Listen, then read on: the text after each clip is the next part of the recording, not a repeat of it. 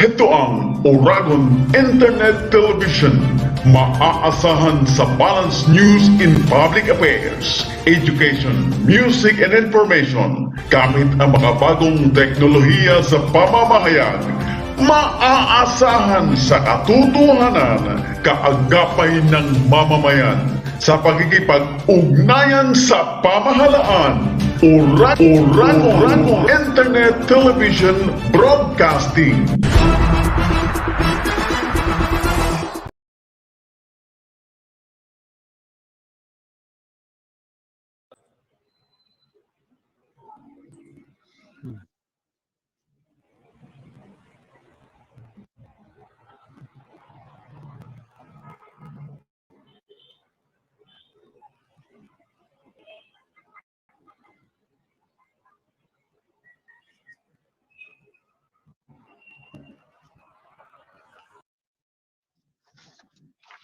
Magandang umaga po mga kaibigan. Welcome aboard. Welcome to Tapatan sa Aristocrat. Ngayong araw na ito, pag-uusapan po natin ng isyong hindi mawala-wala sapagkat may kinalaman ito sa ating soberenya, sa ating likas na yaman, at kung ano ang ating kinakaharap sa matinding hamon ng panahon. Magandang umaga po mga kaibigan. We're happy to have you with us today. Marami ang ating resource persons na may kakayahang talakayin ng mga issue at mapapag-usapan po naman ito ng maayos sa ating po namang tapatan sa Aristocrat. We're hoping that everything will be fine on Facebook Live. We will be joined by Dr. Melo Banlawi. We already have with us Attorney J. Bakal, the Associate Dean of the UP College of Law. We have Engineer Daniel Ocampo, a certified open water diver and award-winning underwater photographer. We also have with us Attorney Rose Liza Aisma Osorio, a professor and researcher on environmental law and international environmental law. Ganun din po naman, siya ay mula sa University of Cebu School of Law. We're expecting Professor Lucio Blanco Pitlo III. And we hope our good friends from the Department of Agriculture and the National Task Force on West Philippine Sea will be able to join us. We send them invitations to sit with us. But anyway, let's start our discussions today. Anong pinakahuli sa South China Sea or West Philippine Sea? Attorney J. Bakal, good morning. Magandang umaga po. Paki-unmute lang. Hi, good morning. I was just saying, I also depend on the same news sources as you. But syempre, the last bits that came out, di ba, the Chinese vessels have mostly left Juan Felipe Reef. Parang yung huli ko nakita, mga 8 na lang daw yung tira. Pero nag-disperse lang siya actually all across the West Philippine Sea. So nakikita siya in different places na mga iba-iba pang bahura. Some of them are outside our exclusive economic zone, which is fine, pero still a lot are inside. No? Apart from the incident with the ABS-CBN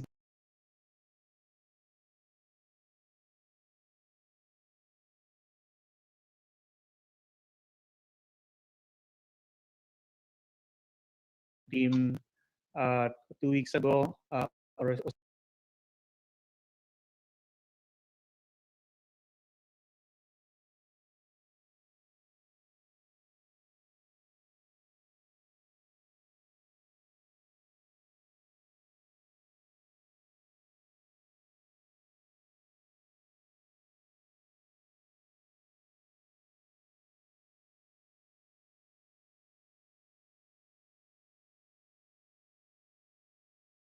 last week, we have not heard anything more. No? I assume that the maritime patrols are continuing.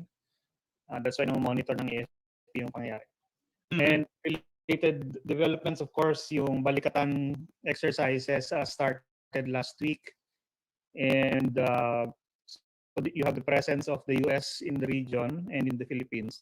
No? Dito sa South China Sea, you have a carrier task force carrying out exercises. No? At last in the last news I saw was that they were in the area of Taiwan. No? So it's probably also related to events in Taiwan. Okay. Would you say that the departure of the Chinese vessels had something to do with the closed season?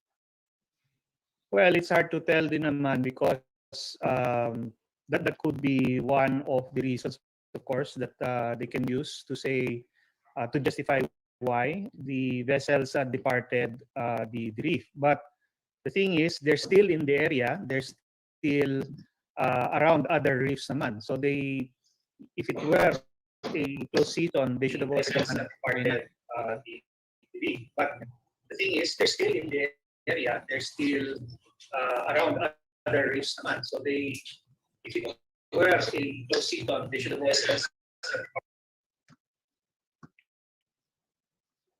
Yes. Okay. All right. Issue talaga ito, mga kaibigan. Can we hear the views of Attorney Liza Isma Osorio from Cebu? How do you look at the conditions? And welcome aboard, Attorney. Good morning, everyone. I'm Buntag from Cebu. Yes, I think we're as aware as what's happening in the West Philippine Sea. I'm talking in behalf of Oceana. Tapos I think I would be focusing more on the illegal, unreported, and unregulated fishing that is supposed to be happening in that area because, as you know, IUUF, acronym. It's a global threat to fisheries. So alam naman natin na yung pangingisda natin is in an alarming state of decline. So notwithstanding any management and conservation sa ating mga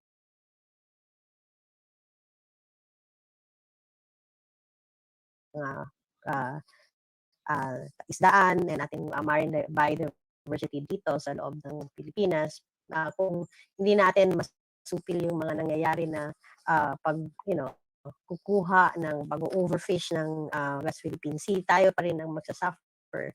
So yun, I think we need to have a stronger fight, a stronger message coming from the government, not only in terms of yung territorial or dispute or our rights, EEZ, but also in making sure that the resources there are protected kasi it has a very big impact if mawala yung mga sources and sink natin na isda doon, tayo naman din ang mawawalan din sa Pilipinas sa loob ng ating teritoryo ng mga resources. Lisa, according to Undersecretary Caballero of the Department of Agriculture, there are about 294,000 fishermen from Region 1 to Mimaropa who are dependent on the South China Sea or West Philippine Sea. But don't you think this will be a very big economic blow to the livelihood of these people? Yes, I do agree. It's a big economic blow to them. Kasi yun nga, these are subsistence fishermen. So kung talagang alam naman natin ngayon na in the state of overfishing yung lahat ng mga fishing grounds natin all over the Philippines, and tapos nagdagan mo pa ito, that would really impact them economically. Alam naman natin with COVID-19, medyo lahat ng tao din na nawala ng trabaho at umuwi sa probinsya nila, bumalik sa pangingisda. So doon, i-add mo pa yung mga na solely dependent on fishery for their subsistence. So okay. Yeah, Attorney, I'll be asking you about the losses in peso terms a bit later, okay?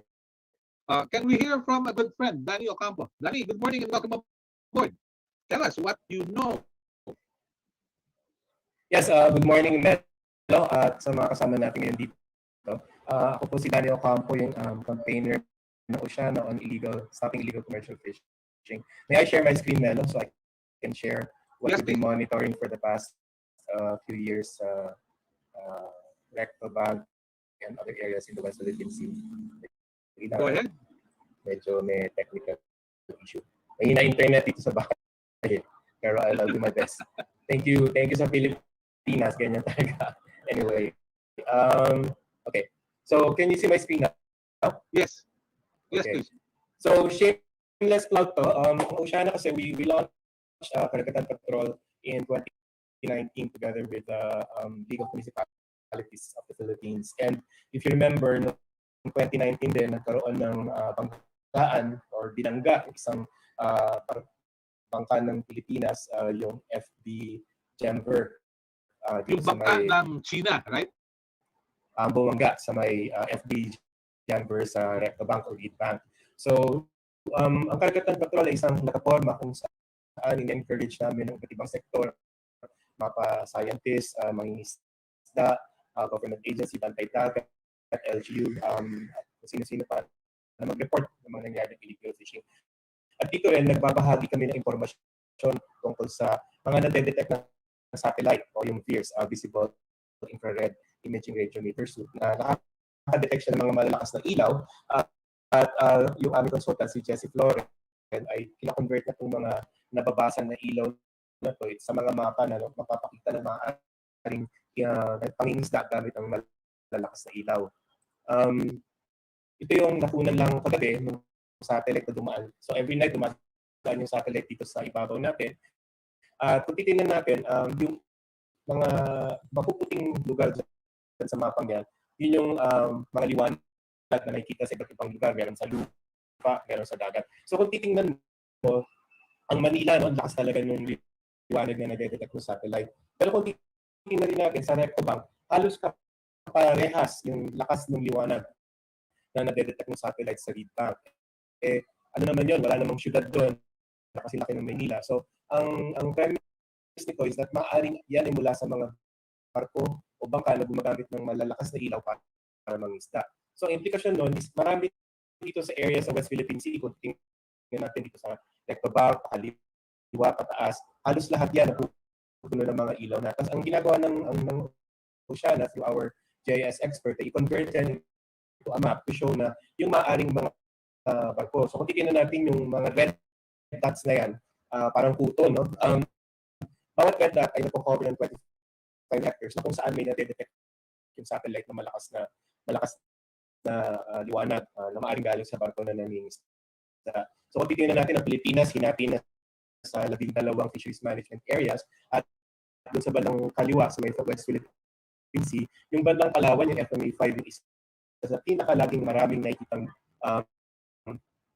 yung satellite ng mga ilaw. So kung titignan natin doon sa may analysis na sinagawa ni Jessie from April 3 to 9, ang kung titignan natin, yung Mimaropa area, yung Region 40, ay 23% ng lahat ng nadedetect na liwanag doon nakikita sa may Mimaropa. So yan yung area ng Palawan at West Philippine Sea. Tapos kung titignan natin kung probinsya naman ng Basihan at pagtingin po saan maraming mga ilaw na detect sa satellite, pumukuna pa rin ng Palawan doon. At ito ay isang animation na ginawa ko base dun sa mga mapang ginawa ni Jessie. It's a trend map ng Marso kung saan ito yung madalas heavy fishing. No? So from March 2013 hanggang 2021, tingnan natin yung kung paano nagbabago yung mga nadedetect na ilaw dyan. Halos perennial talaga noong 2013 medyo kaunti, tapos parami as time goes by, lalo na ngayong may pandemya. So nakakabahala talaga. Hindi talaga dapat natin ignore yung presence na to. At siguro gusto ko na rin banggitin sa pagkakataong ito, hindi na naman yung satellite yung maaari natin pagbasehan ng mga maaari violations sa karagatan natin. Kakapasa last year nung FAO 266 yung pagre-require ng vessel monitoring sa lahat ng mga commercial vessels dito sa Pilipinas. At syempre yung AIS system na kung saan dapat na monitor talaga yung mga foreign vessels na pumapasok. At malaki yung pakarusahan kapag sila ay nagpapatay ng mga transponders nila. Kaya dapat talaga pinapanagot yung mga illegal vessels na pumapasok sa atin. Tapos pinapatay nila yung tracking devices nila. Tapos ito yung trend, no? Kaya nasabi ko, from 2013 hanggang 2021, patuloy na tumataas talaga halos yung mga nade-detect ng mga pumapasok, ng mga maaring nangingisda doon sa Recto Bank base din sa mga ilaw.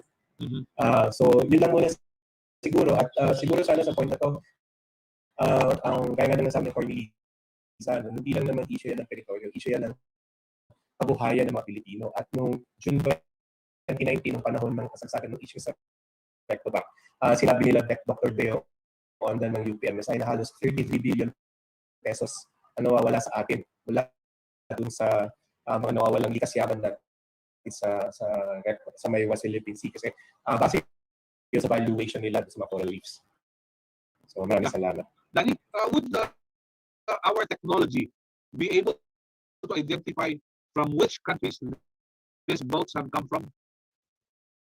Yung pinakitang mapa, yan hindi siya nakaka-identify ng identity ng vessels. Pero yung vessel monitoring measures at yung AIS system, yun sana, yung paraan para malaman mo kung anong, kasi yun, mas detalyado yun Ang ibibigay sa yung datos nun ay pangalan ng barko, flag paning bansa siya or flag carrier, direction, course, and so on. So, yun yung matagal ng hinihiling talaga ng osyana sa Pilipinas na sa ngalan ng pangalaga at pangangasiwan ating pangisdaan, napakahalaga ng vessel monitoring system at yung pag-implement ng vessel monitoring measures sa lahat ng barko. At sa international treaties naman malinaw na kapag yung mga foreign vessels pumapasok sa ating karagatan, dapat talaga naka-on kanilang AIS, yung kanilang automatic identification system. Kaso, base sa pag-aaral rin namin, minsan, mawawala.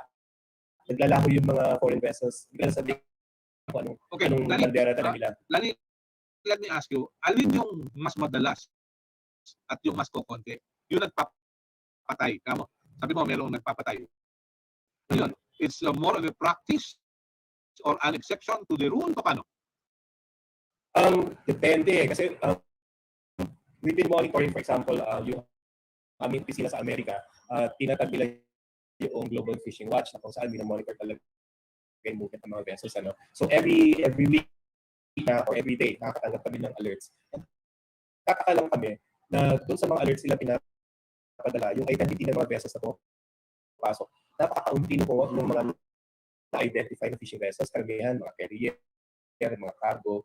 Pero kung titignan naman natin sa trend sa West Philippine Sea, bakit doon, at kahit yung mga namin mga commercial operators sa Subic na pupunta sa Scarborough show, sasabihin nila, ang daming banyagang nangingisda dyan na malalaking barko. Pero bakit hindi na kita ng ating gobyerno doon sa tracking system? Kasi dapat doon makikita mo Pero saka ganoon rin sa ocean na nawawala yung mga barkong yun doon sa may analysis nila ng mga pumapasok na barko. I don't know if Dr. J has something to say there kasi parang importante talaga minomonitor na natin sila using technology. Kaso parang laging in the dark kami doon sa pag-monitor ng maaring pagpasok ng fishing vessel. Dani, parang literally and figuratively, in the dark. In the dark talaga. Maybe Dr. J can say something then. Yes, Dean. Go ahead. Yeah, kaya nga tawag dyan dark fishing vessels. Okay. Yeah, when they go dark, that means talaga pinapatay na yung AIS o transponder nila. The thing is, lahat ng Chinese fishing vessel, for example, meron yan. Kasi yun yung paraan para ma-monitor nung China yung movement nila. Ginagamit nila sarili nilang GPS, yung Beidou system. Yung additional advantage ng Beidou sa regular GPS, yung Beidou, may facility for communication din, parang may text messaging na platform din. Para madaling mag-communicate sila. Alam nila at any time kung nasan agad yung isang barko nila. No? So kung sakaling tatawag ng tulong yan from say Chinese government vessels, mapupuntahan nila agad. So definitely on part of the Chinese, alam nila kung nasan yung mga barko nila at saan nag-ooperate anong ginagawa. Kung nangyayari yung pagpatay ng AIS, therefore alam din nila and in a way parang pinapayagan nila. Okay.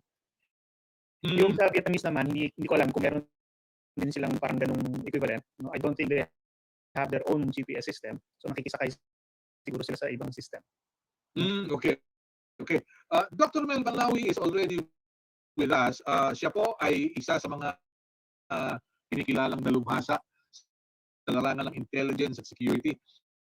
He is the director of the Center for Intelligence and National Security Studies, constituent unit of the Philippine Institute for Peace, Violence, and Terrorism Research. Good morning, Romel. Welcome.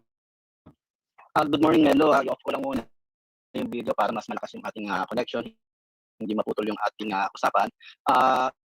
Isa-isahin muna natin yung mga mahalagang issue na dapat nating talakayin sa kasalukuyang problema sa huling Philippine Reef. Una, ang isa sa malaking issue dito sa punto ng Pilipinas ay isa tong violation ng ating sovereign rights dahil ang Huling Philippine Reef ay nakapaloob sa ating exclusive economic zone. At sa mga usap-usapan naman namin dito sa mga kaibigan natin sa security sector, lalo na sa Armed Forces of the Philippines, ay tinitingnan din natin to na bilang violation ng ating territorial waters dahil nakapaloob to sa ating Palayan Island Group. So yan ang dalawang mahalagang issue na dapat nating malaman at ang iba pang mga issue dito ay yung issue ng unregulated, illegal, and unreported fishing activities o kaya yung mga excessive fishing activities sa area na yan. At yung pang-apat, yung increase sa militia activities ng China sa issue na yan. So kung titingnan natin sa punto de vista ng Pilipinas, ay isa siyang malaking threat talaga sa ating seguridad. It is a national security issue. Pero dapat din natin maintindihan, Melo, na ang issue sa West Philippine Sea o sa kabuuang issue sa South China Sea o sa kabuuang South China Sea, ang problema sa Huling Philippine Reef ay hindi lamang issue ng banta sa seguridad ng Pilipinas. Ito rin ay issue sa banta sa seguridad ng ating rehiyon, lalong-lalo na sa Southeast Asia at yung mga littoral countries sa South China Sea. So isa siyang malaking regional security issue at ito ay patuloy na pinag-uusapan ng bansa sa Southeast Asia dahil nakikita nila na malaking challenge ito sa regional security. At yan ang issue din dyan. So ang isa pang gusto kong i-highlight na issue na hindi lamang to threat sa ating national security, hindi lamang to threat sa ating regional security, threat din to sa international peace and security. So tatlo yung levels niyan na Melo dahil mai-involve dito yung major powers. Ang US ay increasingly involved sa issue ng South China Sea at nakita natin dito yung malaking pagbabago sa posisyon ng Estados Unidos dahil dati ang posisyon ng Estados Unidos sa South China Sea ay neutral siya at hindi siya nakikialam sa issue ng territorial conflict sa South China Sea. Pero sa nangyari sa Huling Philippine Reef ay nagbago ang kanilang posisyon, luminaw ang kanilang posisyon. Sila ay pumapanig sa Pilipinas. Kumbaga, nag-take side na ngayon ng US, nag-take side siya sa Pilipinas. At hindi lamang nag-take side sa Pilipinas, inarticulate pa nito yung handa niyang depensahan ng Pilipinas kung sakasakalang ma-threaten tayo under the terms of the Mutual Defense Treaty. So may involve dito yung major power at alam naman natin na yung China ay ang kaisa-isang major power claimant sa South China Sea. So kung ang problema sa South China Sea ay mag-develop into major power rivalry, pwedeng ito maging tipping point ng greater conflicts involving major powers at yan ay magiging banta sa seguridad ng buong mundo. So tatlo ang threats ang tinitingnan natin dito: national security ng Pilipinas at regional security ng Southeast Asia at international peace and security ng buong mundo. So sa national security issue, titingnan natin ito sa punto de vista ng Pilipinas, pero hindi lamang dapat tayo malimit sa punto de vista natin dahil nakasalalay din dito yung regional security at international security. Ito, Melo, isa sa mga gusto kong ibahagi sa ating dito total ko. Konti lang tayo dito pero pwede rin naman ma-report na na-highlight kasi dito yung issue ng alitan ng China at ng Pilipinas sa Huling Philippine Reef pero hindi natin pag-usapan yung involvement ng Vietnam. Isa sa mga naging magandang resulta ng issue na to ay nakabuig din yung mga Vietnamese militias na naglalayag din sa area na yan. At sa aking pananaw, Melo, yung increased militia activities ng China sa West Philippine Sea o sa Spratly, yung tinatawag natin sa Spratly, ay intended hindi lamang sa Pilipinas kundi mas intended to sa militia activities din ng Vietnam sa area na yan. So isa yan sa mga dapat din natin tingnan yung papel ng Vietnam sa issue ng Spratly conflict dahil hindi lamang ang Vietnam ang nagsasagawa ng militia activities sa area na yan, ay hindi lamang China kasagawa ng militia activities sa area na yan, pati na rin ang Vietnam. Kaya anong ngayon ang pwede nating response sa issue na to? Ang issue dito ay dapat nating alalahanin na wag nating titingnan ng conflict sa South China Sea, lalo na yung nangyari sa Philippines bilang national security issue only. Ito ay isang regional security issue at international peace and security issue, kaya dapat mag-broaden natin yung ating perspective para mas mabigyan natin ng mas mapayapang lunas yung problema kinakaharap natin. Yun lang muna, Melo. Thank you. I'd like to remind our friends that we have foreign correspondents listening and watching our discussions. We also have members of the diplomatic corps. Soon to be Dr. Lucio B. Pitlo III. What are your views on what's going on at the South China Sea? What are the issues involved? Magandang umaga, Melo. Magandang umaga din sa mga kasama ko sa panel. Of course, yung nabanggit na yung... Mag-English muna tayo, ha? May foreign correspondents, eh. Saka, diplomatic court. Yes, please. All right. Thank you, Melo, for inviting me to join this panel. Good morning, everyone. Good morning to my fellow co-panelists. The other members of the panel had already outlined issues in relation to the environment. I'll touch more on of course, the implication of the Julian Felipe Reef incident to bilateral relations and to the larger of course, disputes in that maritime area. Of course, I think Professor Jake can discuss more the nature of the Julian Felipe Reef feature, whether it's a high tide elevation or a low tide elevation, and of course that would have impacts in its entitlement, and whether it forms part of the territorial sea of the proximate reef. I think in this case, Hughes Reef. And then, of course, the issue about the unsustainable fishing. Of course, if you have the presence of over 200 fishing vessels in a specific geographic feature, in this case JFR, then it raises a lot of questions about the efficiency, the high capacity of this fishing armada, this fishing flotilla, to really exploit the resources in that area to the detriment of sustainability and to other fishermen who also traditionally fish in that area, to consider that area as part of their traditional fishing ground. Of course, we have seen how the Philippine government had expressed its dismay to China in relation to the issue. Of course, President Duterte spoke with Ambassador Wang. Of course, SFA Locsin went to China to meet his counterpart, Mr. Wang Yi, in Fujian. I think that was Good Friday. And then, of course, recently we also called on the ambassador to express that we would keep up the pressure until we have seen an improvement on the ground. So from over 200, I think some count say it's 240, some say it's 220. Certainly it's over 200. I think last report that I read was it's now down to 9, although they disperse in other parts of the West Philippine Sea. So the presence of these fishing vessels at this time, it's understandable. It's the fishing season. Of course, by end of the month, I think China's unilateral fishing ban would start by May 1 and would run until the mid of August. So if these ships persist after that period or by May, then of course the concerns about the fishing militia, the maritime militia, would certainly heighten. And that said, their mere presence in our exclusive economic zone is a source of concern. If they are not fishing, then all the more.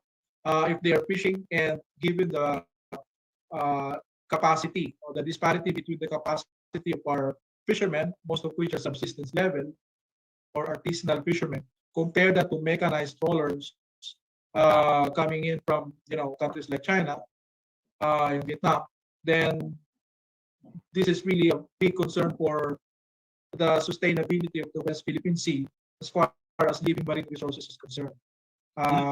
So I will end there. Maybe we can talk uh, more points later. Thank you. Okay. All right. Thank you. Thank you. Attorney Jay, how far can diplomatic protests go? Legally speaking, how far can we go? Because, according to Secretary Locsin, they've been filing protests daily, day in, day out. How far can all this go?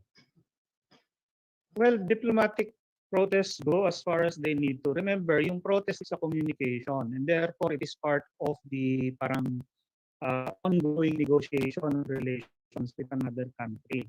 Okay, um, people seem to have this strange notion that just because you say something, no, things happen. No, yun ang problema natin, I think, with the public's perception of a diplomatic protest. No? Una, the protest at minimum, it establishes the legal position of the state. Okay, it establishes its position in a negotiation over a particular issue. Okay, its relations over a particular issue. So in a way, this at least will ensure that our position over, say, sovereignty, sovereign rights, jurisdiction over specific areas and specific issues relevant to the West Philippine Sea, that is very clear and on record. Okay. The other side cannot later on say that no, you acquiesce, pumayag ka dito, or you didn't say anything and therefore you agreed to our position. They cannot say that anymore. So that's the first. That's one of the most important values of a diplomatic protest. Second, continuing diplomatic protest means that the issue is not yet settled. Okay, and it is not satisfactorily resolved until the country which has been issuing the protest, no, and continuing to communicate its position, no, has been satisfied. Okay, so yun yung nangyayari ngayon. That's what's happening now. We continue to do so. We continue to protest until we achieve the objective of China actually pulling out its vessels from our EEZ and stopping its illegal fishing in our waters. Okay. Further than that, no, syempre, this is the conversation going on between the states officially. But syempre, you don't negotiate with just words, laway lang. Okay, that has to be accompanied or supported by action on the ground, and that's where the AFP has come in recently, where they've been continuously monitoring the movement of these maritime militia vessels and fishing vessels. Okay, that's how they know that China is not complying with whatever statement they made before that call. Like supposedly when the Philippines asked them to pull out, supposedly they said it will be taken up with Beijing. No, nothing happened, and therefore they were not responding. Okay, or at least the Philippine government is not satisfied with whatever response they made. No, so that will keep on going. No, until you have that satisfaction, these parang supporting actions, no, are necessary. No, in order to keep that discussion going until you get what you want from the other side. Okay, so right now, surveillance flights, maritime patrols have increased. No? Unlike last couple of years, halos wala. Unti-unti lang, or maybe once a month. But now it's been almost every week because of this incident. And you've seen some effort by the government this time to show the flag, at least in these areas. No? So those are signs. Those are basically signals as well, no, to sort of support and accompany the diplomatic communication that's going on between the states at the official level. Okay? Ganun yun. Don't think people should not think that the diplomatic protest is the only thing to watch out for and to expect a result only from a diplomatic protest. It's only part of a wider set of actions that the state carries out, no, in trying to address that a particular issue or situation. Yeah. Attorney Jay, if I recall it right, there were two incidents this month. One was when the Chinese ambassador was summoned to the DFA, and the other was when the ambassador greeted President Duterte on his birthday. Advanced greetings on his birthday, according to spokesperson Secretary Harry Roque. So, would summoning an ambassador to the DFA be enough? We haven't heard that our good friend Chito Santa Romana was called by Minister Wang Yi in his office. No, summoning an ambassador simply signals the seriousness of the issue. No, so that there be Yes. Hello. Okay. What happened? Let's give it a try. Is it the internet again? Excuse me. interaction is a different thing. Okay? So, the Excuse me. content, We were yeah, interrupted with the internet. Pakiulit lang. Yes, please. Right. yan. Sige, I'll turn off the video to listen. Summoning the ambassador is only a step. No, it's also a form. In a way, it's a form or a mode of communication that signals that the seriousness of what they need to talk about. So between the emissary of the other nation and the head of the foreign ministry, at minimum, that shows you that it's really high level discussion. Okay, that's how serious it is that they need to talk about it directly. Pero the content of that discussion and what comes out of it is a different matter. Na it does not necessarily follow, no, that it's the mere fact of summoning the ambassador which produces a result. No, syempre, that's just part of the communication process between the states. Okay. Yeah, very well. I'd like to open the floor to our colleagues from the media who may have questions.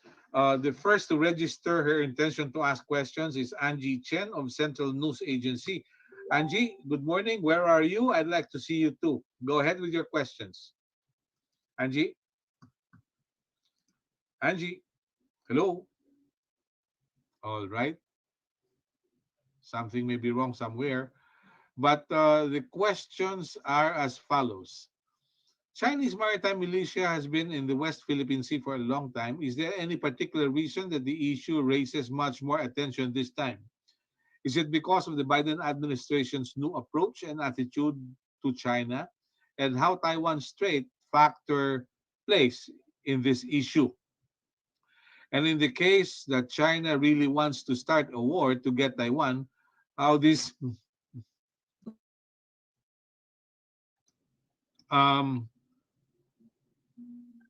what did she say? And in the case that China really wants to start a war to get Taiwan, how this region and the Philippines will be affected? Do you think there is any possibility that Taiwan can work with the Philippines or other countries in the region? And do you think the Duterte administration will have a tougher stance to China on the issue because of the 2022 elections? I need volunteers from the panel. Ang dami. Oh. You should Sino put it on the chat. Yeah, you should put it on the chat. That's so many. Yeah. But Yes, let me just probably try to address the first one based on what I know. No? Yes, It's please. true that Chinese maritime militia have been in the West Philippine Sea for quite some time. No? And if you remember, 2017 or 2018, and then 2019, it was already raised by the AFP that they were always present. They were basically encircling Pag-asa Island. And that by 2018, they were now seen continuously present in places where they didn't used to be, like between Kota and Panata Island, no? A little bit further into the Philippine EEZ. I think that during that time, there was already a demand for them to be withdrawn. 2019, April 4, if you recall, the DFA issued a very strongly worded statement, probably the first really strongly worded statement, demanding that these be pulled out by China. Okay, so 2 years later, all of a sudden, there's an unusual number of them, all gathered up in one particular location.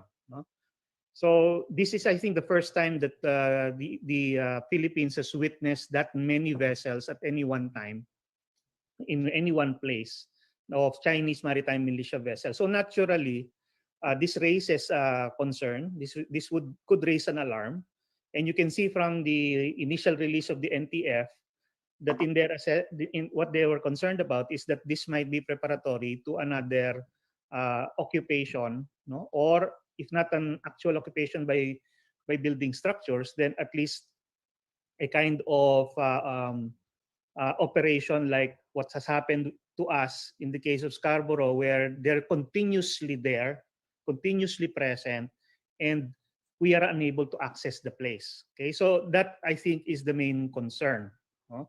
And that's why there had to be some form of response, and the response is a diplomatic activity, no, preceded by revealing the presence of this huge fleet, no, in one location. Okay. All right. So that's for the first question. Any takers for the second question on the Taiwan possibility of getting involved? Dr. Banlawi, you're a security expert, and Lucio, a scholar. Takers, please. Melo, when you talk about the issue of Taiwan, that falls under the larger security agenda of the United States. And if you will recall, the Philippines is very important for the United States because it can also provide access to Taiwan Strait, not only in the South China Sea. It's part of the overall intention of the United States to keep Taiwan from being democratic and not being invaded by mainland China, and also to keep the Philippines to continue to be democratic, and also to maintain its influence in the region. And this is the fear of the United States, that if China establishes stronger control of the South China Sea, it can weaken U.S. control of the region, and that would have severe implication for its agenda in the not only in the Taiwan Strait but also in the Korean Peninsula. So it's part of the larger security agenda of the United States. If you force the issue of Taiwan within the debate of the South China Sea disputes. So sa atin, we have to also be mindful of that larger security implications, because South China Sea dispute is not only about South China Sea dispute. As I told you earlier, South China Sea dispute is not only a threat to Philippine national security, but it is also a regional security issue and an international peace and security issue. So we have to see the bigger picture, and Taiwan is part of the bigger picture in the South China Sea disputes. Yeah. Professor Pitlo, your thoughts? Well, of course, the timing of the protests, the intensity of the protests, and the noise that we, at least as far as the Philippines is concerned, generating to apply pressure on China on the Julian Felipe Reed issue, of course, also coincides with, I think, the decision on how to proceed with the visiting forces agreement. I think the expiration of the second suspension of the termination of the VFA would be by next month, May. Of course, Professor J also already mentioned that we have commenced the Balikatan exercises despite of the pandemic. Of course, it's also to signal the vitality of the alliance, and of course, also a way to probably send a message to China that we are displeased. We are unhappy about recent developments taking place, particularly in the flashpoint, in this new flashpoint area, the Julian Felipe Reef. And of course, the dispersal, the heavy presence of Chinese fishing or maritime militia elsewhere in our exclusive economic zone. So certainly, there are quarters in the country who wish to see that mill-to-mill military relations between the Philippines and the US would remain robust. And of course, next year would be election year. So expectedly, the pressure on this administration to show resolve, to show strength in dealing with this issue.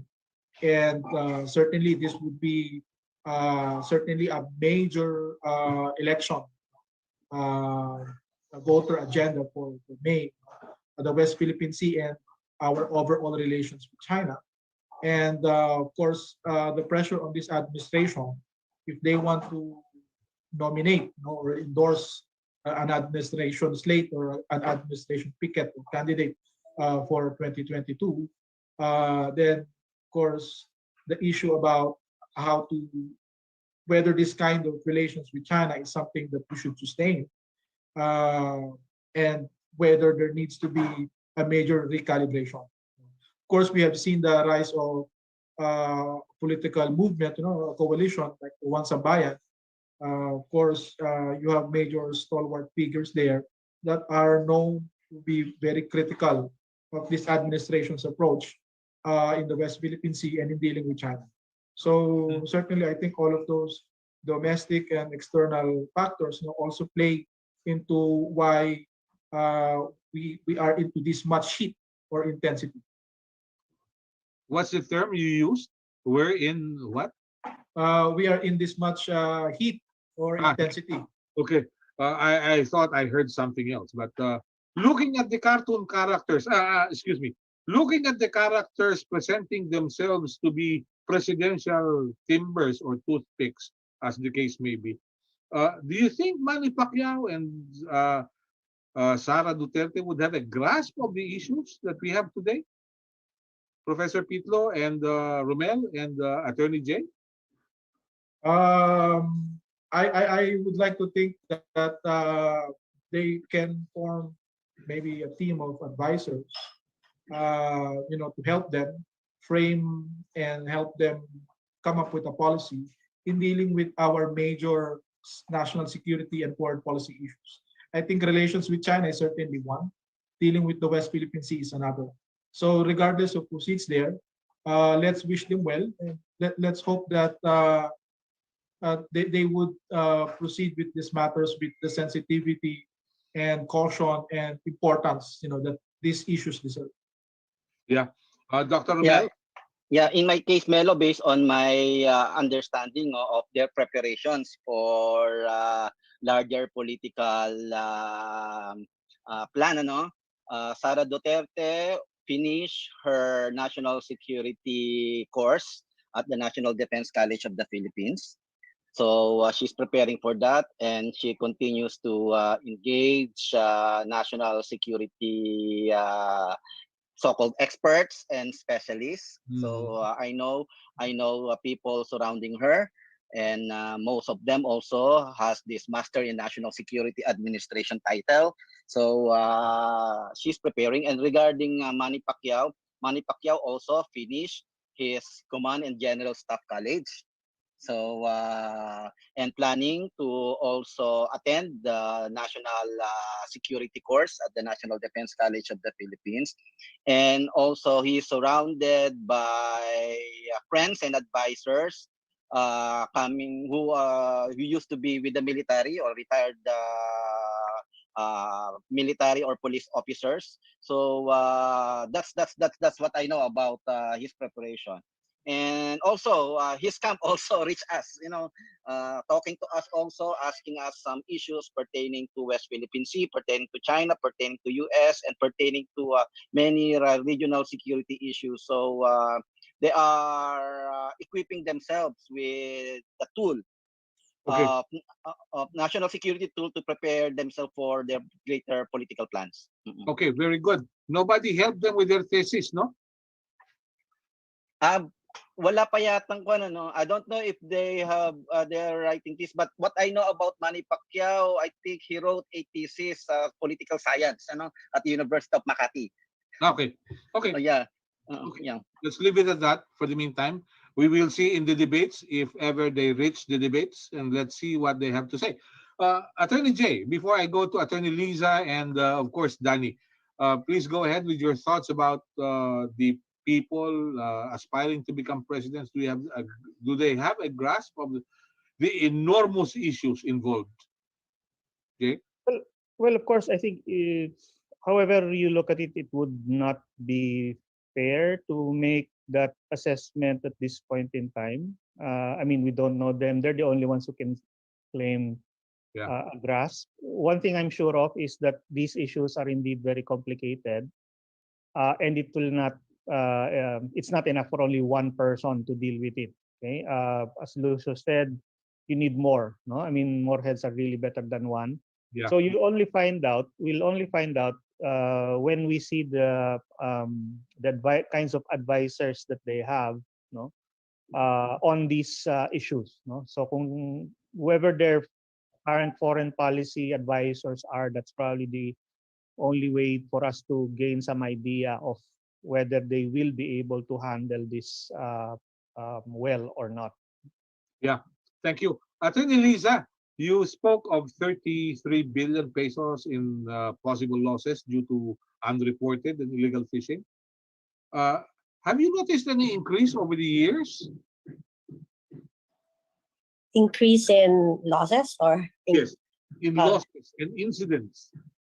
um, yes, I think based on experts studies presented to us by fisheries sciences, there's been an increase in losses in fisheries. In 2018, the country is considered as one of the top fish producers globally by the FAO, the Food and Agriculture Organization of the United Nations.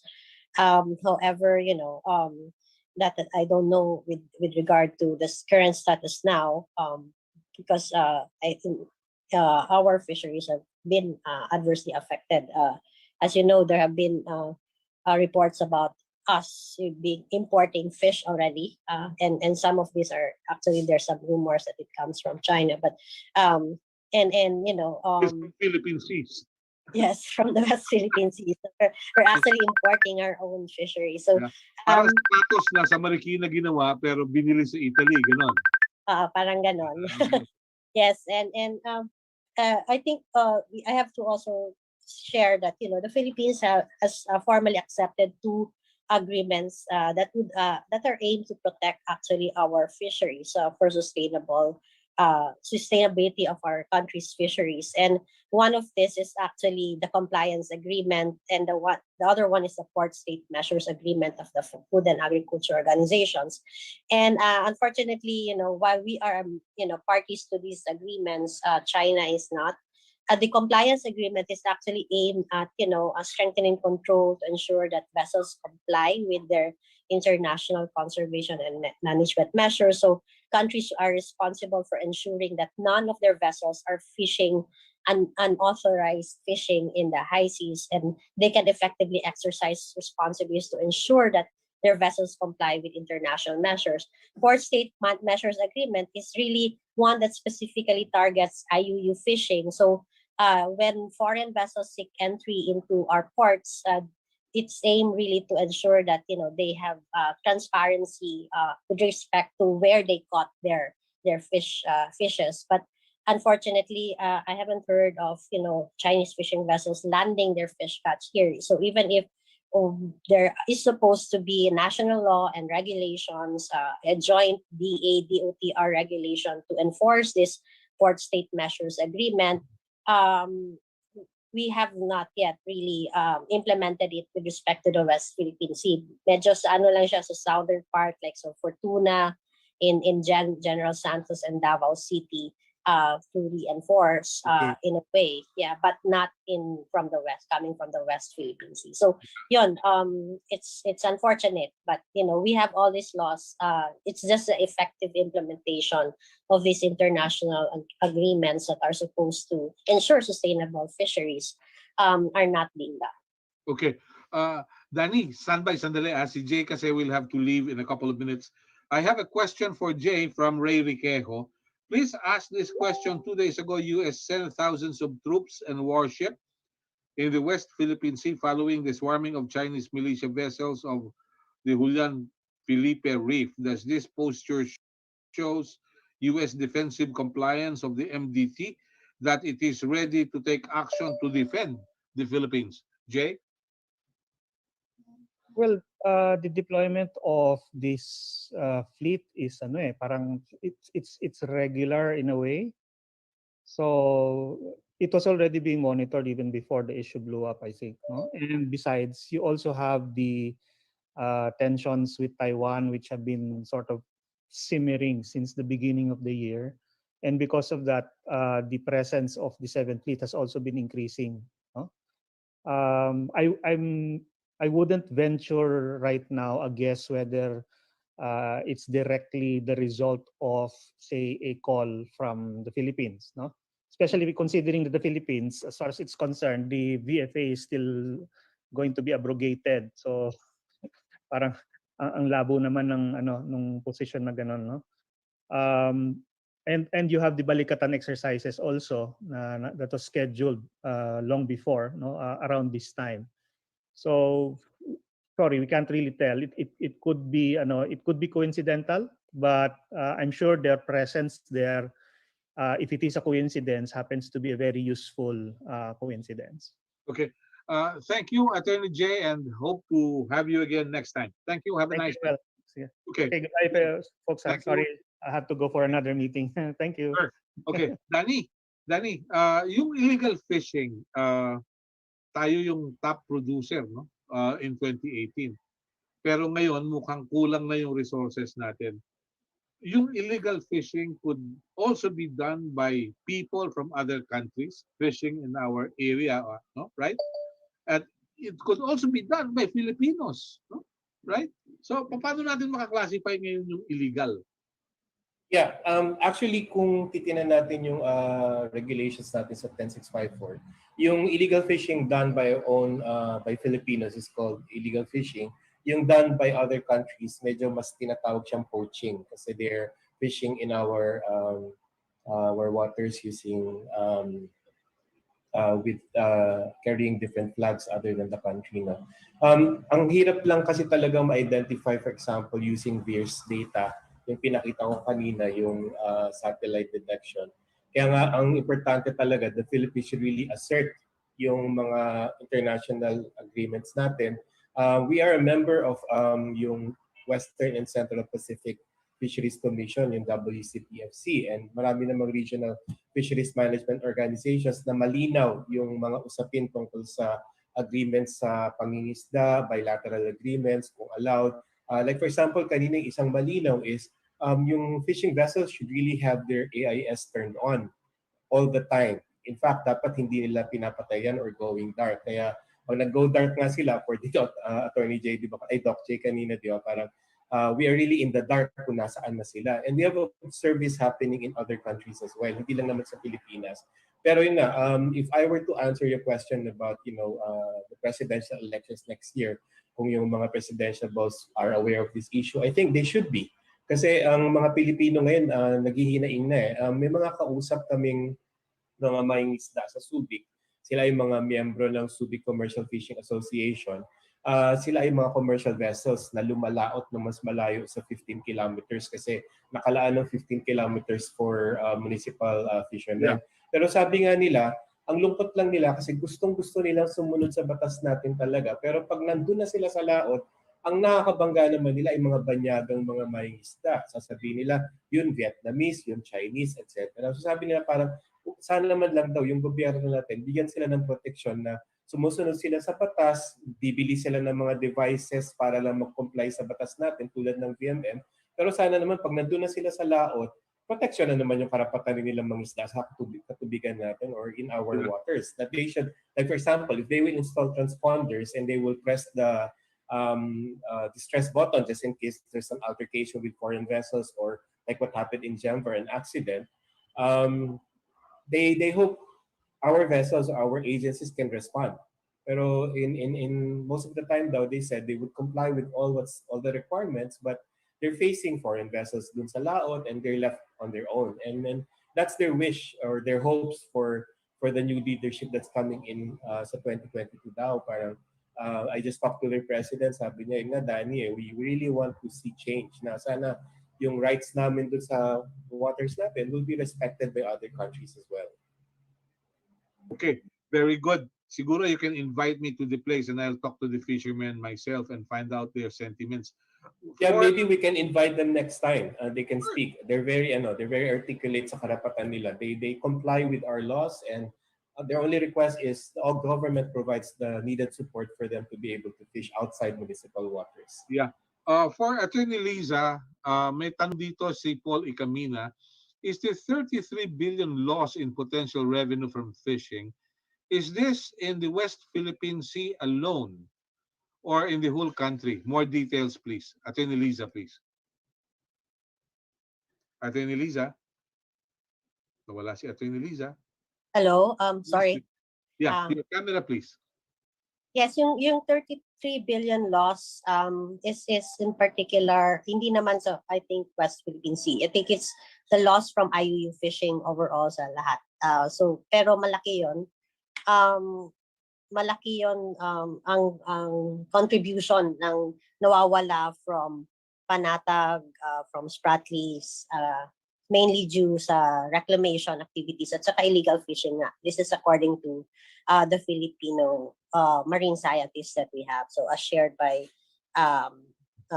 Danny in the chat. So sabi to ng UPMSI na marine scientist natin na si Deo Onda.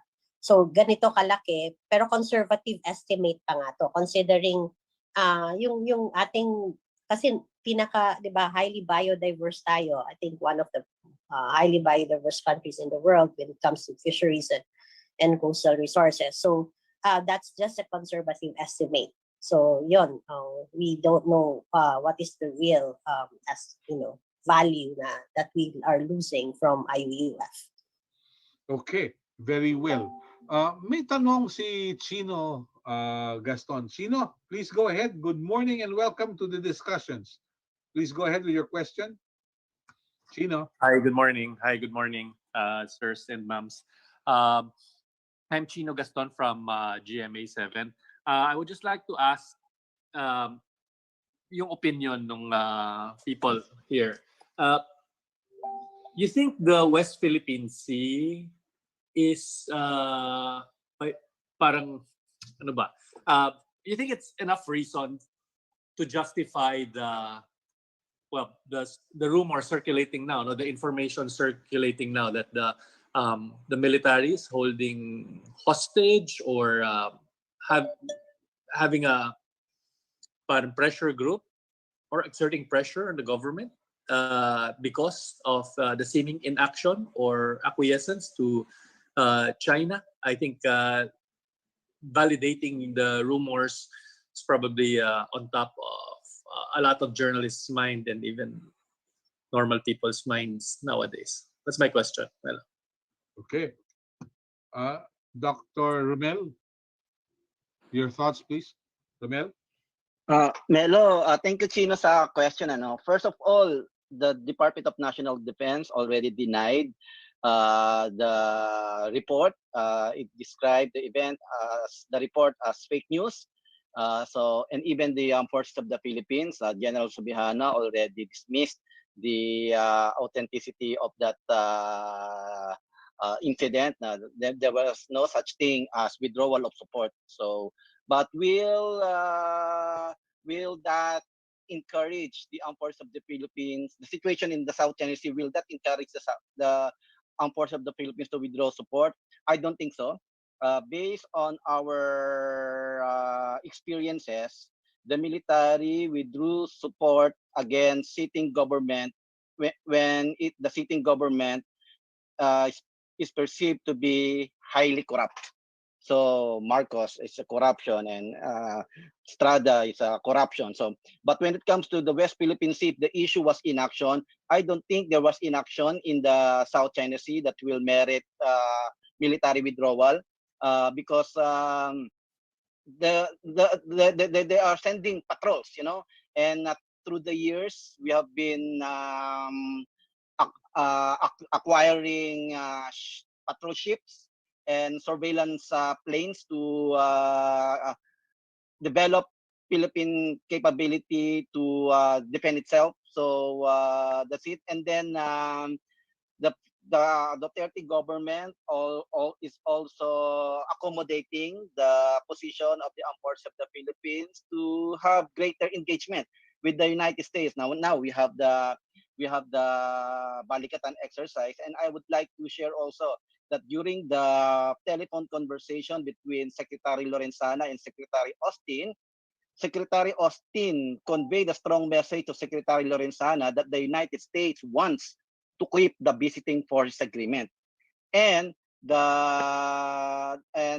Secretary Lorenzana also told Secretary Austin that personally he also wants to keep the visiting force agreement, but he will convince President Duterte to keep the visiting force agreement.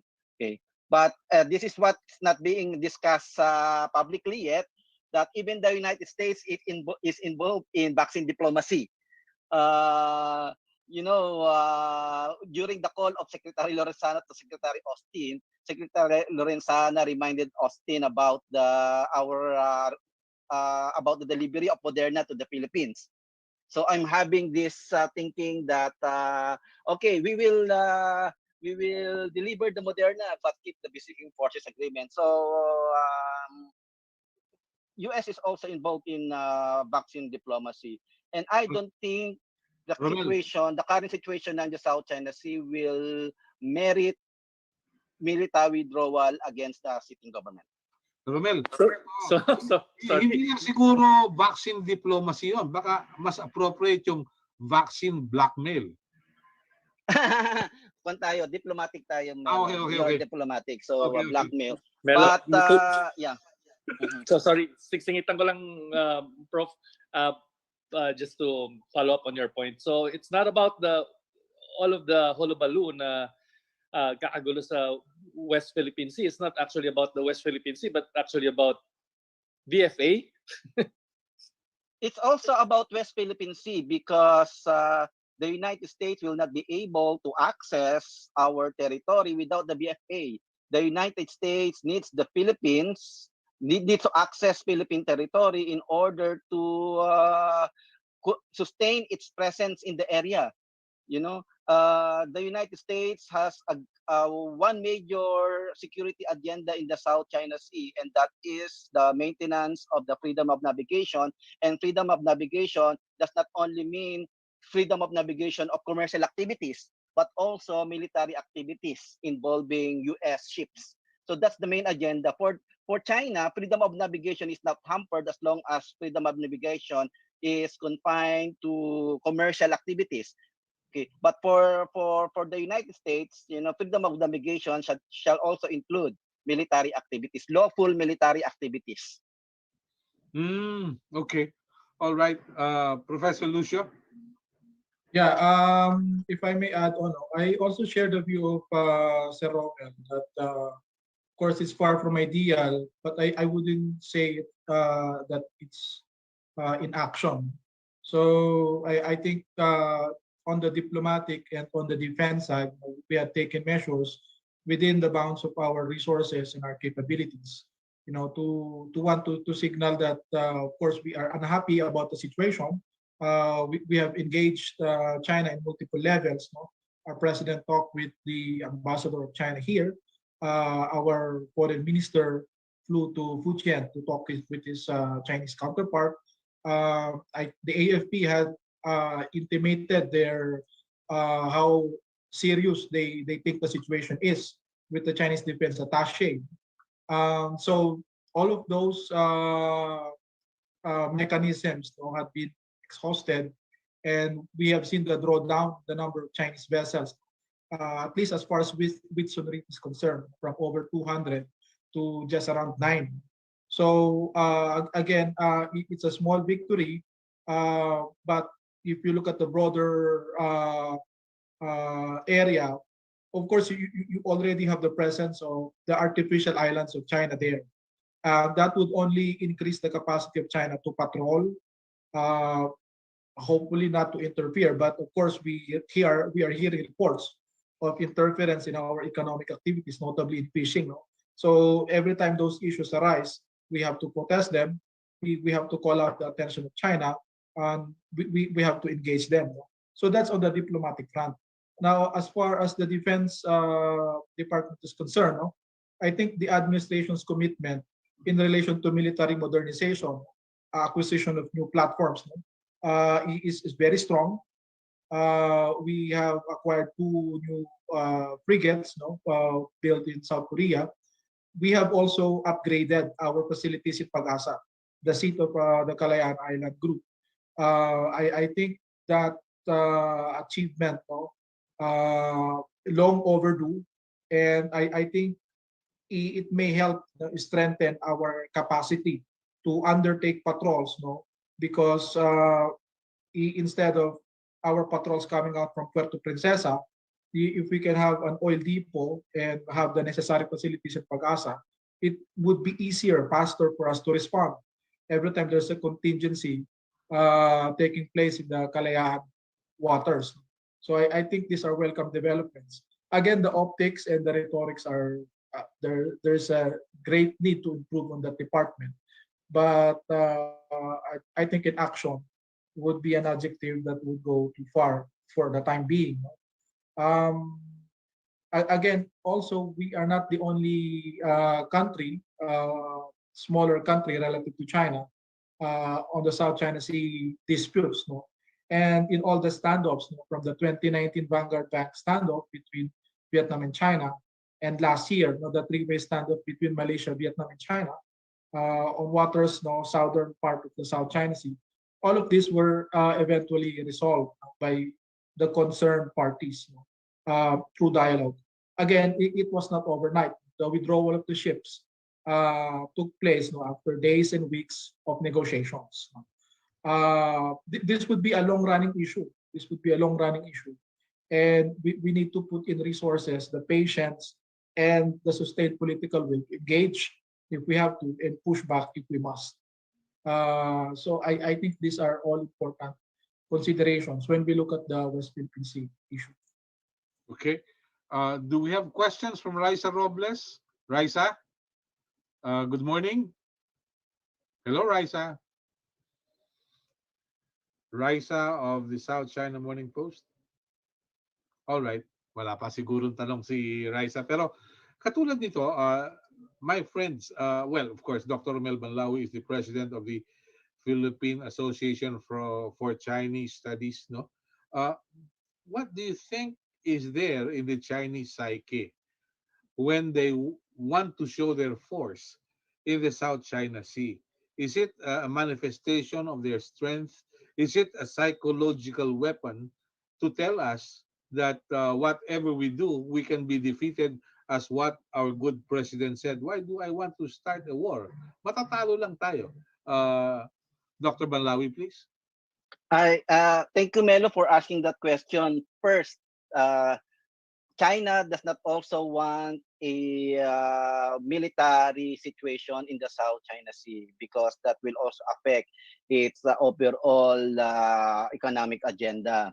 What China is doing is doing activities and establishing state practices that they think can be lawful. Like, for example, their presence in Hulian Philippine Reef. This is the thinking of China. They saying that the land features in Hulian Philippine Reef belong to them as part of their territorial water, and therefore they are in fact allowed under existing international law, especially UNCLOS, to park within 12 nautical miles of any land features in the strat list. So that's their argument. And they are also allowed to conduct activities within 12 nautical miles in any land features that they currently control. So that's their argument. So what they're doing is just testing, testing neighbors on how the neighbors will respond to China's so-called local activities, because in the minds of China, what they are doing are all lawful activities, because of their perspective, the land features within the 9-dash line belong to them, and therefore they're allowed to do any type of activities there as long as it is lawful. And most importantly, Melo, they are not using military ships. They are using militia vessels. So civilian vessels indicating that they are trying to do a lot of activities that are military in nature. Ito yung tinatawag natin. This is what we are saying, gray zone operations in the South China Sea. And I hope you're also preparing for such kind of operations, because I think that's now what China is doing to increase its capability to operate and even win any battle in the gray zone. Okay. Lucio, do you share the same views? Lucio? Sir, pwede pong paulit ng tanong? Can you repeat the question? Yeah, paano kasi yung bang pagpapakita ng barko, yung bang pagpapakita ng lakas ng China, kahit pa civilian at militia yung nakasakay, is it not in a way convincing us that we cannot do anything with their presence? Well, certainly. I think China, of course, wanted to expand its military projection, and South China Sea is an area where that can be displayed. Of course, it's near seas. They consider it detrimental to their security if it falls under the control of rival or adversarial powers. Of course, the problem is, of course, the contested nature of the waters and the features in the area that complicates, of course, China's agenda. Of course, there are fears that China may eventually take full control, and that may impact on civilian or commercial navigation. And also some stories before, of China eventually coming up with an air defense identification zone on the airspace above the South China Sea. So those certainly are concerns being raised privately, and I think diplomatically and openly by think tanks, security circles following developments in the South China Sea.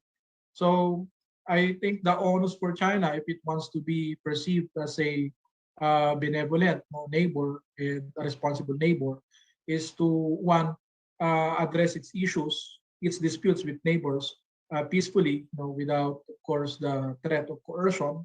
Of course, the code of conduct negotiations, which have been delayed.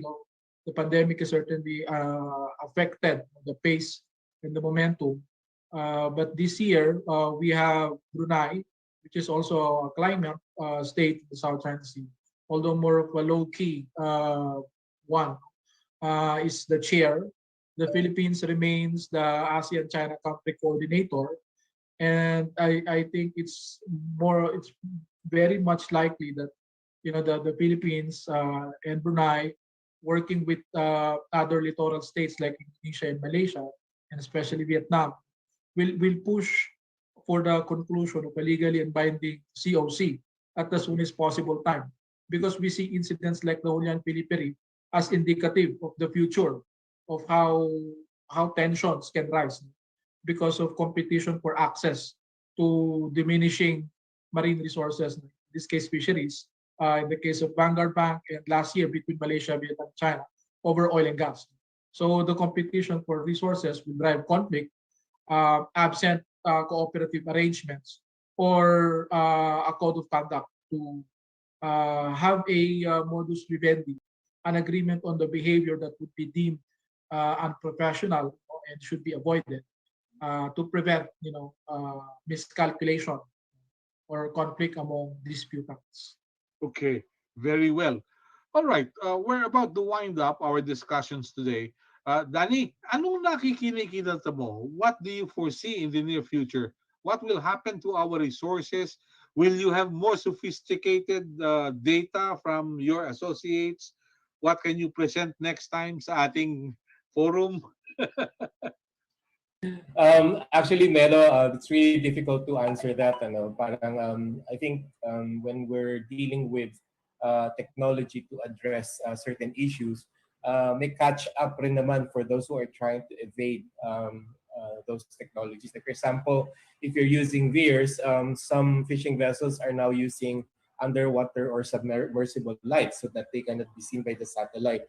But what really has to happen is for the government to have concrete plan to manage our fisheries, and also to have the political will to address issues such as poaching and such as indiscriminate IUF in the country. Kasi kung makikita ng mga nag-violate ng batas natin that the government is not really taking this seriously, then people will always go on and do business as usual. But if somebody puts a foot down, especially from the upper levels of our government, saying, seryoso na kami, we will address poaching, we will address illegal fishing, then people will actually follow. Like I would like to think na sa darating na election, people are really clamoring for something that's more concrete when it comes to environmental conservation and managing our fisheries. Nagagalit na yung mga maliliit na mangingisda kasi we're experiencing a pandemic and people have returned to the sea for sustenance, for economic, for livelihood sources. But to use the pandemic as an excuse to allow commercial fishing in municipal waters, like what's happening now in a certain bill in Congress, yung House Bill 7853, mali yan. We have to really all the more protect our resources because this is where people go just in case other sources of economic activities are collapsing or stopping because of the pandemic. Okay. Thank you, Danny. Attorney Liza, looking into your crystal ball, what do you see? Yes, please.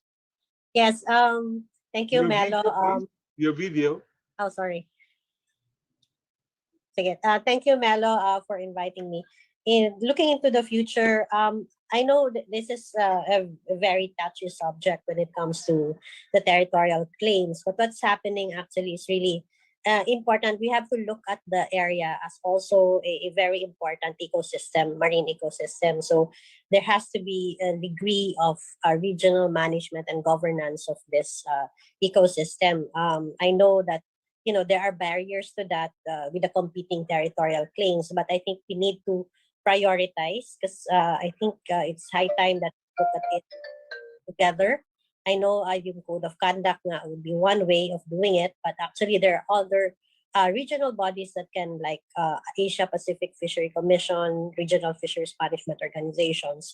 There are some scholars who say na there are actually, they have proposed the establishment of an international marine peace park in the area, or a marine protected area network in the South China Sea, as well as these condominium arrangements as a legal mechanism for the conservation of the South China Sea large marine ecosystem. So I guess we need to look at it as a natural ecosystem that we cannot wait until all these competing claims, territorial claims, because that it's very important for us to continue protecting this area because it's for the sustainability of fisheries, not only for the Philippines, but the neighboring countries around South China Sea. So that's what I hope to see in the future. Very good. And we'd like to have you again. We will talk about other issues too. Okay? Certainly. Yeah. Lucio. Yeah. Thank you, Attorney. Lucio, what do you see in the near future? Well, certainly the disputes will be sustained. I think we have to want to look at the impact of the major power rivalry, the South China Sea. That was raised already by Professor Berlawi earlier. If we recall the Alaska summit last March between officials from the U.S. and China, there's no illusion that great power competition, the intense intensity by which this will be waged the coming years, this will be the defining feature of international relations, fortunately, going forward. Of course, the Philippines is situated in a very strategic location. We command the sea lanes approaching continental Asia from the wider Pacific. And so we have to leverage our position in order to maximize gains for us. Again, it would not be easy for us in the coming years because these two countries are crucial to us, security-wise and economy-wise. So it's a balancing act that we have to tread, and we have to tread carefully. Also, again, next year would be election time. So we hope to see that the aspirants, for the top positions in our country's public offices would have of course, the wisdom, uh, the patience, the prudence, to handle these delicate issues. Of course, our relations with China is very important. The South China Sea is but a small part of it. No? Of course, the economic infrastructure, of course, cooperation for the pandemic response and economic recovery. So all of that are part and parcel of our broad relations with China. The U.S., of course, is our long-standing ally, over 70 years of alliance. I think we have seen that the alliance can evolve, can change, and I think we have to assert more agency in charting its course.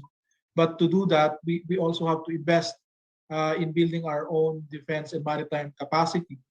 So we have to invest in technologies like what Sir Danny mentioned. I think there are now commercially available technologies that small countries like the Philippines can maybe buy subscription, maybe we understand our asset limitation when we go out in the West Philippine Sea. So I think these technologies will certainly help us, level, maybe close many gaps, in our maritime domain awareness. Of course, we have to sustain investment in maritime patrols. I think we are in talks to, I heard we are in talks to acquire some subsea capabilities. I think France and Russia were among the suppliers that were reported. So certainly those things are being considered. Of course, the timeline would be affected. Defense acquisitions might be affected because of the pandemic, the short term.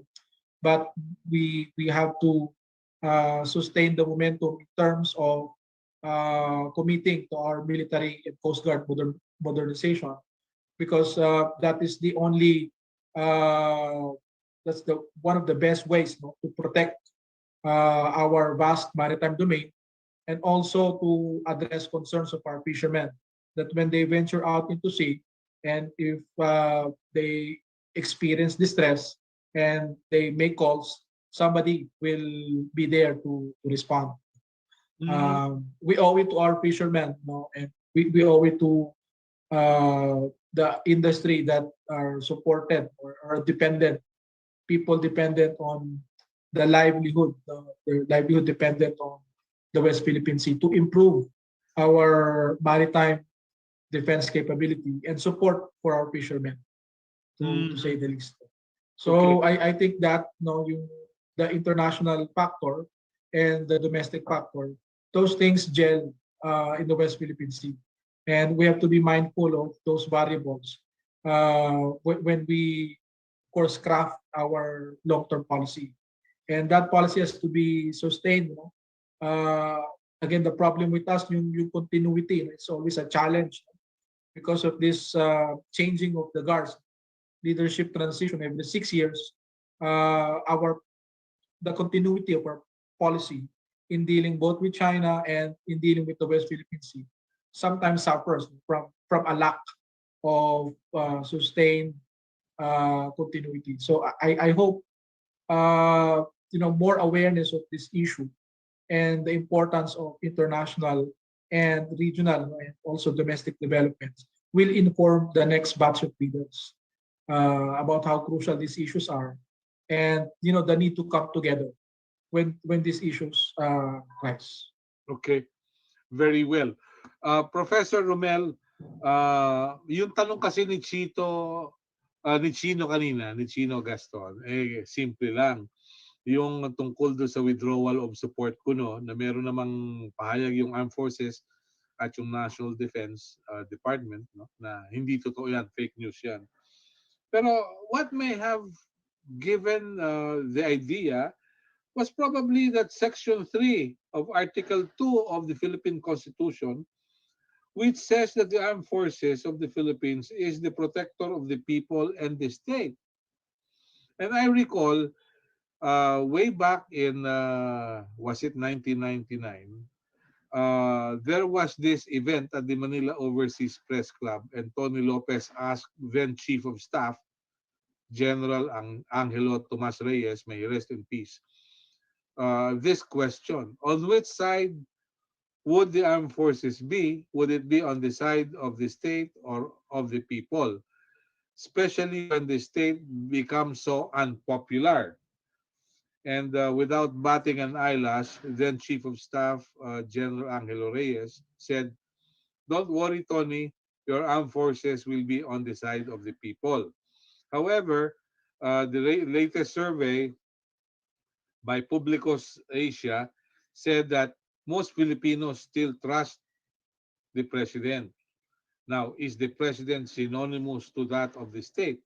That is another question. So anyway, Romel, for your closing statements, please.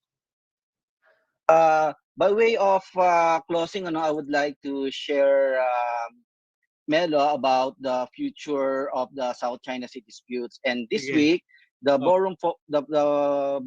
BOA Forum for Asia is being held.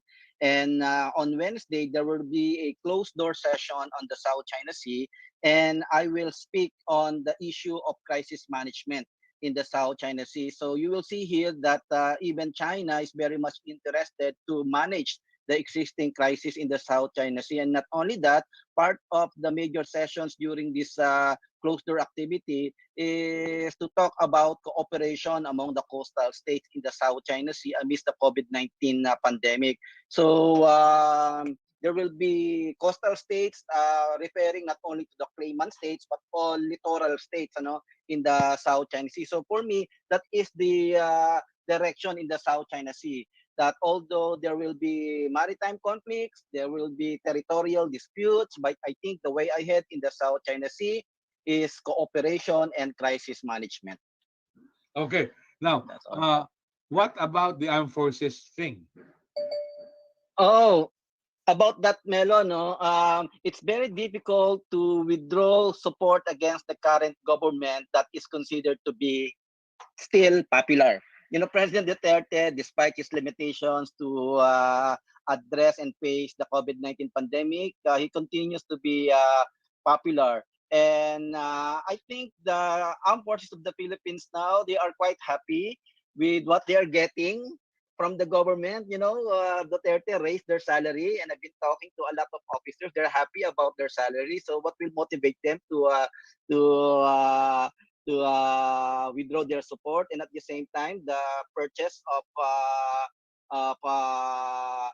military assets to develop our military capabilities. They're all happening under Duterte. All the previous efforts were done by previous governments, but we have seen a lot of deliveries of military assets under the Duterte administration. And based on my understanding of what's going on in the military, they know the diplomatic actions of the president and also his military plans, just in case we run out of diplomatic options. So the National Task Force on West Philippine Sea, the National Security Council, they're all talking with each other, and I don't think the situation in the South China Sea will be the reason for the military to withdraw their support. Not yet that problematic. But let's see how the current situation will evolve. But I don't think that the current situation will encourage the military to withdraw their support against President Duterte. Okay, very well. Mga kaibigan, I'd like to say thank you to everyone who took time out to be with us, foreign correspondents, members of the Diplomatic Corps, friends from different sectors. Just to give you an idea, by Wednesday, do sa kabilang forum, yung Roundtable with Philippine Press Institute, a monthly undertaking with the Hans Seidel Foundation, we will be talking about vaccine acquisition and the economy in the light of the COVID-19 pandemic. So this will be our topic, and Mr. Kelly Bird of the Asian Development Bank is the country director for the Philippines, will be joining us with Assistant Secretary Paula Alvarez of the Department of Finance. We're expecting no less than Secretary Carlito Galvez, the vaccine czar, to sit with us. and probably somebody from the World Bank in the Philippines. Not necessarily siguro yung country director for Brunei, Malaysia, Philippines, and Thailand, but we're expecting a representative. So we'd like to talk about where to get the vaccines. Do we have the vaccines that we can buy? How transparent are the deals? All these things. And of course, the impact on the economy. Thank you very much. Have a nice day. God bless us all. And of course, we can always dream because they haven't taxed dreaming yet. God bless us. Thank you. Have a nice day.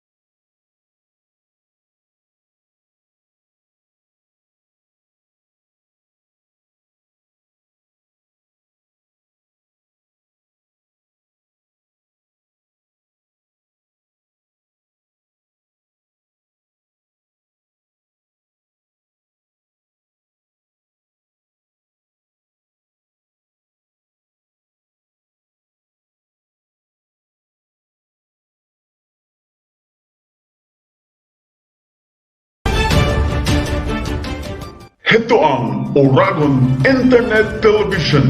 Maaasahan sa balanced news in public affairs, education, music, and information gamit ang makabagong teknolohiya sa pamamahayag. Maaasahan sa katotohanan, kaagapay ng mamamayan sa pagkikipag-ugnayan sa pamahalaan. Oragon Internet Television Broadcasting.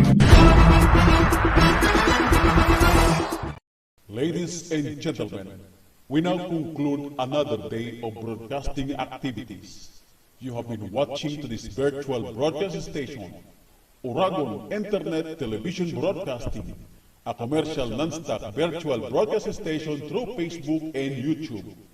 Registered with business name number 1909782 by the Department of Trade and Industry, and authorizing to operate until July 2, 2025. Oragon Internet Television Broadcasting is now signing off. Mga kababayan, ang pambansang awit ng Pilipinas. Kayang magiliw, pero sa silanganan, alam ng puso, sa titik mo'y bumay. Lupang bihirang, kuya ka ng magiting, sa manluluping, di ka pasisingil, sa nagatang tutok sa simoy at sa langit mo pagaw, ay nilagang tulad.